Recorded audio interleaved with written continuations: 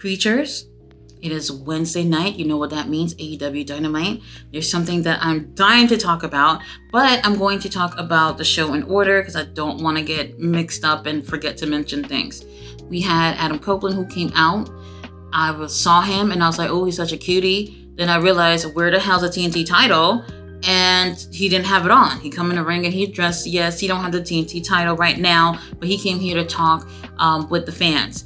Basically, bringing some positivity and preaching about how wrestling fans, this is a really great time to be a wrestling fan. There's wrestling all over the world. There's so many options right now in terms of where to watch wrestling. And it could be a positive experience instead of all this drama that we've had all week, especially with comments from CM Punk and his little interview or whatnot. Now, I really did appreciate him coming out there and being a positive force right now, because I do feel like the IWC, yes, that's what it's called, the internet wrestling community, could be very fucking tiring and toxic as fuck. It does not matter what promotion you watch it. And you don't have to knock other people for watching those other promotions that you don't watch. And you don't have to knock wrestlers for not being in WWE because you don't like other promotions outside of WWE. Whatever the situation is, you like what you like, other people like what they like. Other wrestlers don't want to work at other promotions. They work wherever they want. And that's the bottom line. It shouldn't matter to people to the point that there's so much toxicity within the wrestling community. I just don't understand it. And sometimes I don't even know how to explain this shit. Now, Adam Copeland, he comes out and pretty much laid the line down on, AEW is that place where the best go to wrestle. Whatever that new little slogan that they're using right now. And I absolutely love it. Thank you, Pastor Adam Copeland. Now, after this, he introduces Ospreay to come out. He has the first match of the night with Powerhouse Hobbs, Battle of the Wills. And I enjoyed this. And I did like the fact that we were getting Hobbs to be dominating in this match for a good while. However, the predictability kills it. And then what I really didn't like on top of all of that was that Will Ospreay took the win with a hidden blade. I am a firm believer that wrestlers need to have several finishers. Reason being is that when you wrestle 5 people, let's say you got 5 people, you're wrestling one each night, you cannot have the same finisher for everybody. The way you finish with one guy might seem believable, but the way you finish with someone else, not really. I did not like Hobbs taking the L with a hidden blade. It didn't look like something that he would actually lose to. Same thing with Shibata a few weeks ago. I was like, Shibata, a hidden blade? No. I would have used another move to finish that match to make it more credible. That was my biggest complaint here with the match. I didn't care about the finisher. After that, we had Uncle Don, who was already in commentary and absolutely not being biased about either one of these guys being in the ring. He goes and he kind of seems to struggle with who to console after this match. Now, he does go for Will Hobbs because obviously he lost or whatever. But then it seemed like they were going to shake hands, but Hobbs go and pushes him and they're about to get into a fight or whatever. And the whole thing is interrupted. Now, here is our boy, our American Dragon, Bryan Danielson. Oh my God, that jacket is amazing. He had this burgundy and white jacket and it has dragon scales on it. It's just so cute. I love it. I love it. I love it. He's walking down the ramp while Will is walking up the ramp to go to the back. And, they cross paths for a little bit. And Bryan goes into the ring and his match with Lance Archer. I'm not going to lie. The match I did like, it was alright. However, I'm still more interested in seeing what Claudio and Lance Archer would have did if that match did not end in no contest. Now, match is okay. Not my favorite Bryan Danielson match or whatever. Obviously, this one's predictable as well. Bryan Danielson takes the win, obviously, because we're going to see Will Ospreay and Bryan Danielson go each other at a Dynasty pay-per-view. They're going to have these guys taking nothing but wins up until then. So the predictability kills it for me. Give us Claudio and Lance Archer again. Now up next, These two things here, this segment and this match, really was a waste of time for me. First we have Renee Paquette, and she's interviewing Hook. First she's interviewing Jericho. Jericho has something he wants to say to Hook, and he's over here just babbling or whatever. Then Hook comes out and basically saying that they're gonna team up and have a match on Collision, so they're gonna be a tag team or whatever. Let me tell y'all, first of all, this is the most I ever heard Hook talk, and it was a waste of time. It really was. They're really trying to push something between Hook and Chris Jericho. Nothing about it feels organic. It feels absolutely like Chris Jericho is looking for something to keep his name relevant right now, and he's using Hook. And I'm not gonna lie, Hook, you might be young, maybe upcoming, but nobody wants to see your ass either. So in my opinion, I'm just like, this is a waste of time. Whatever. They're gonna tag with each other. Who cares? So that's gonna happen on Collision. Then right after that, we hear from Shane Taylor Productions, whatever. Shane Taylor and Lee Moriarty are taking up the challenge against Hook and Chris Jericho. Are you fucking kidding me? Shane Taylor, Lee Moriarty are very talented. A few months ago, they cut a promo about them not wanting to be losers anymore. And it was a really strong promo. And since then, they've lost every fucking time. Excuse my language. But it's just like, what was the point? What was the point of having these guys cut a really great promo about them not only sick and tired of losing, but that they were going to recruit people who felt the same way, and went nowhere with it, and had them keep taking L's up until this point. So what you're telling me is that on Collision, y'all feeding Lee Moriarty and Shane Taylor to Chris Jericho and Hook of all people? I can't believe it. Now, they continue to waste our time again with Jay White versus Granddaddy Ass, and I'm just like, what is going on here? But hold on though. So you guys know when Jay White and the Ass Boys come out, the lights are off, right? So, and they have like this little spotlight on them, and then the camera turns around, blah, blah, blah, blah.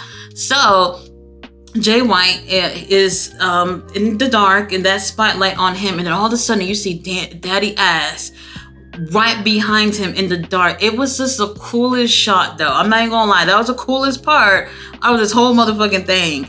And then Daddy Ash just proceeded to put a beat down on Jay White for, let me see, 87% of the whole match. I could not believe it. This is Jay White we're talking about. Now, it's not to say that I don't believe that Daddy Ass would manhandle somebody. I do believe that. But Jay White, for a majority of the match, this is wild. Absolutely wild. And I didn't like that. I didn't like that at all. I felt like it was unbelievable. While that was going on, here, and another thing too, and then Daddy Ass ended up hitting a famouser on Jay White several times, and Jay White was defenseless the whole fucking match. Like, there's nothing about that was believable to me. And then while the match is going, here we have the Acclaim. They're watching backstage. They're also showing the Ass Boys watching backstage. And then all of a sudden, the Acclaim, they cut to them, and they had got their ass whooped, and they're laid out in the back next to the TV. And then I'm looking at this, and I'm just like, okay, so Daddy Ass is gonna stop and go to the back to go see if the Acclaim are okay. No, he grabs Jay White and continues the match like he didn't see a damn thing. Match continues. I'm bored as hell, and I'm just like, well, what are we doing here for us to sit here and watch Daddy Ass absolutely manhandle Jay White of all people? Whatever. I'm not gonna stick into this whole thing. What ended up happening is the Ass Boys, they come in and they obviously interfere into this match. The match ends up with Daddy Ass winning via DQ. The Acclaim somehow made it to come help or whatever, and they're just fighting outside the ring and all this foolishness. Let me just say, none of that shit made sense. Nobody wanted to see that at all. They've been doing this for the past few weeks, where it just seemed like, what we're just going to pay off at. And the craziest part to me is that we have Jay White and the Ass Boys with the Ring of Honor 6-man tag titles Why don't y'all just put that shit on the line against the Acclaim and Daddy Ass and get this whole storyline over with? Unify those 6-man titles, and just call it a fucking day, Tony Khan. Like, you're fucking boring us with this shit.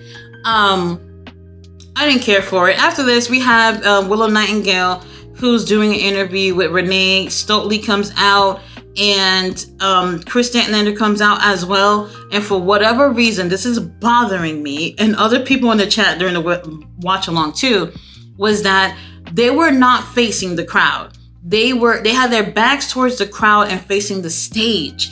And to me, I'm like, okay, this is not something we normally see. But while Willow's doing her promo, she's talking about how she spent years in Massachusetts and she's been wrestling there. She's saying all these things and the crowd are cheering and she's connecting with the crowd without looking at the crowd. And to me, that is a no-no. I get them was trying to go for something different, but how are you trying to connect with the crowd and not even, she's acknowledging them, yes, on the mic, but not looking at them felt so strange. Mercedes Moné come out and basically let us know that whoever one of y'all bitches win at Dynasty, whether it's you or Julia, just know I am coming for that title at Double or Nothing, which is the next paper after Dynasty. Whatever, I'm bored. Now, let's talk about what I wanted to talk about. We had the semifinals for the AEW Tag Title Tournament. We got to talk about this. All right. So, best friends, Orange Cassidy, Trent Beretta versus the Young Bucks. Winner goes on to the finals for the AEW Tag Championship, which is vacant right now, Tony Khan. How dare you? They came out with Mama Sue. All right, Sue came. She was wearing a tracksuit with the whole group. They had these matching tracksuits. She came and pulled up with the white minivan as usual. It was great to see her, and me seeing her gave me so much hope that Trent Beretta's gonna win. And no, I didn't say Orange Cassidy for a reason, because I really didn't want to see him win. But obviously, if Trent won, then Orange Cassidy won too. So the match goes on, and it's a very interesting match. It seemed like they really tried to keep Trent Beretta for a long time to whoop his ass and keep Orange Cassidy away from getting into the ring. And I guess that was a great tactic. It worked for a little bit before Orange Cassidy started just getting into the ring. We'll also have later on in the match where the Young Bucks had removed the top turnbuckle and they threw the pad, the turnbuckle pad out the ring. For whatever reason, the referee was there and never noticed it. For the remainder of the match, I don't understand that, but whatever. Now, I'm watching this, and from here and there, they're cut to seeing Sue ringside, and every time I see her, I was just like, oh yes, they are going to win. I just want to see Trent Beretta move on to the fucking finals and finally get a title. That's all I wanted, okay? Now, guess what? Obviously, that exposed turnbuckle, they ended up using that and smashing Trent Beretta's head onto it, taking the win. I was absolutely upset. I shut off my camera, muted my microphone. I didn't want to hear anybody have to hear me scream and cuss and everything. I was very upset about that because the Young Bucks, this is the thing that people turn away from AEW when they keep giving us shit that they've given us over and over and over again. Nobody wants to see FTR or Young Bucks at the final of this thing winning the tag titles. Now, I'm very upset. I walked away from the TV, but I came back, and I came back just in time. Now, here's what happened. Trent Beretta said, well, he didn't say anything, but if he was talking, he would have said, bitch, Orange Cassidy, I'm tired of rolling around with you and being a fucking loser. And he whooped his ass. And you know what? I was happy about that. Very happy about that, because I've been saying for the longest that Trent Beretta needed to turn heel for so long. And I wanted him to turn heel while Orange Cassidy had the title. This was a very missed opportunity that they could have been rolling with a while now, having Orange and Trent go at it for the international title. Whatever, they gave it to Roderick, which I don't have a problem with. Anyone but Orange for me. And that's what ended up happening. He ends up walking away. He walked past, what's the useless one again? Chuck Taylor. And I was so happy. That's, you know what? We had to take something that we didn't even want, which was the Young Bucks going into the finals just to get Trent Beretta to be a heel.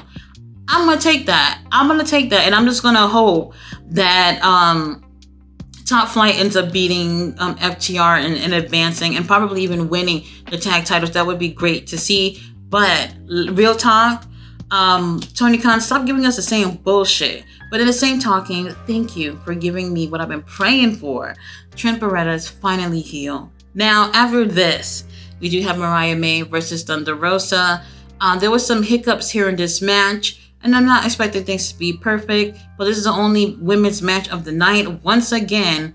And, it's the only time to showcase the women, so sometimes you really just want that things to work perfect just so that the women can have a really great showing on the show. We had Toni Storm, who was wearing a really beautiful black dress and her heels, and she's on commentary. Obviously, you wanted Mariah May to win. The winner of this match will go against Toni Storm at the Dynasty pay-per-view for the women's title, and she's hoping that Mariah May would win. Luther is hoping that bitch don't win. Now, here we have Thunder Rosa giving us X-Men cosplay, which actually was pretty awesome. She ends up taking the win. I thought that was very predictable. Almost everything about this was so predictable. And I love you, AEW, but the predictability is killing me. Mariah took her first singles loss, which was really interesting. And Toni Storm is on camera, on commentary, having the most devastated look on her face that I've ever seen. And Thunder Rosa is like, bitch, come on in the ring. I want to fight you now for the title. Obviously, that's not happening. And that's pretty much how things end.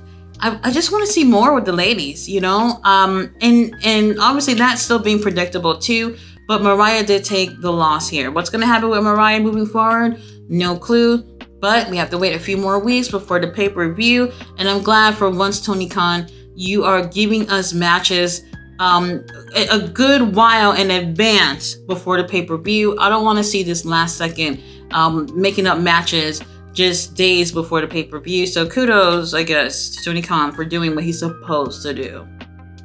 All right, creatures. So we ending off the show with a contract signing with Swerve, and we have our champion, Samoa Joe. This is for the AEW World title for Dynasty. Now, Samoa Joe, he comes in there, he sits on the chair, and he damn near immediately signed the damn thing. In his opinion, he got nothing to lose here. He doesn't look at Swerve as a threat. And he tells Swerve before he can sign it, he said, look, bitch, you're making a big mistake by signing this. This is a huge, huge mistake in your career for you to want to go against me. And then he goes, I'm going to put it in a way where only a rapper can understand. And pretty much, that part, I'm not going to lie, I didn't understand where he was coming from with that. I guess he was trying to hit some bars so Swerve can understand, because Swerve is a rapper. Whatever. It didn't really hit with me. Now, Swerve says that he knows that he's taking a huge risk here by going against Samoa Joe, because Samoa Joe is this killer. And everybody knows, like they always say, Joe's going to kill you. And he goes and say, well, I'm a killer too. And, Swerve, he's sitting there. He's been standing there with this big ass fur jacket with a chain around his neck that he's been walking with these past few weeks. Probably the same damn chain that he used to choke out Hangman a few months ago at Full Gear. Now, for whatever reason, as usual, when it comes to these contract signing, a fight breaks out. But this is before Swerve can even sign the damn thing. And Swerve ends up putting the chain around Samoa Joe's neck. And Joe, for whatever reason, is not fazed by this at all. And he's able to pull the chain away from his neck. And then he ends up attacking Swerve. Now, Joe gets the chain. He wraps it around his fist. And he is beating the fuck out of Swerve. And I'm just like, holy moly. So Swerve is not going to get a chance to put his hands on you? That's wild. Swerve is bleeding, leaking, I think from his forehead, maybe, I'm not 100% sure. but blood is everywhere at that point. And Swerve is in the corner. Prince Nana's looking shocked and not doing anything. Prince Nana, I know you've been in the ring before. You could have gone in there and do something to help Swerve. Now, after Swerve gets that beat down, Samoa Joe ends up walking away. As he's walking away, Swerve crawls over to the contract and to a microphone. He grabs it and he's laughing like a madman. And I'm just like, whoa, like this is like, we're seeing an unhinged version of Swerve right now. Samoa Joe seems really bothered about this, and Swerve ends up taking the pin, putting wherever it is that he's bleeding, it rubs it all into the blood. So not only that it's signed with ink, it's signed with blood too. And then he wipes his blood onto the contract. And Samoa Joe is not happy about this. He runs back into the ring, beats Swerve's ass some more, and then put his ass through the table. And Swerve is laid out at the end of the show. I absolutely did enjoy how the show ended. I thought it was great. Oh yeah, I forgot this too. While Swerve is laid out there onto the crushed table, Samoa Joe puts his crusty ass shoes onto Swerve's chest while he raises the title in the air. And I was like, oh hell no. You can do whatever you want, but don't put your nasty feet on me. Your shoes been all up and down the airport and on the streets and shit. Don't put that nasty stuff on my chest. Anyway, I did enjoy how the show ended. In my opinion, all the matches were just alright to me. Nothing really stood out to me. And yes, I'm saying that with Will Ospreay and Bryan Danielson on the fucking card, everything was just like it's alright for me. The highlight of the night for me is Trent Beretta turning heel. Y'all, you know what? I gotta get that picture in a frame or something like that. Like I need to see that every day, because I've been hoping for this for so long. Now that Trent is a heel, they need to take his ass fucking seriously and let this man do what he is made to do in the ring. Let him do what he's supposed to be doing. Let him get somewhere in this motherfucking business. He's been in WWE, AEW, and nothing has truly happened for this man at all, which is why I kept saying he needs to turn heel. And hopefully opportunities will come. Tony Khan, don't fuck this up. You could have did this while Orange Cassidy had the international title, and that title could have literally been dropped to Trent Beretta if he could have really, Tony Khan could have really taken that storyline and made it something really special. And it's a little too late, obviously, for the title, but please do this man some justice. Trent Beretta is one of the hardest working guys in AEW. He needs gold. Guys, thanks so much for watching my review. I'm just so fucking happy. I'm gonna go watch that again. Lord have mercy. Trent Beretta, I've been DMing you. Why aren't you answering your messages? Guys, thanks so much. I'll be back tomorrow for Ring of Honor.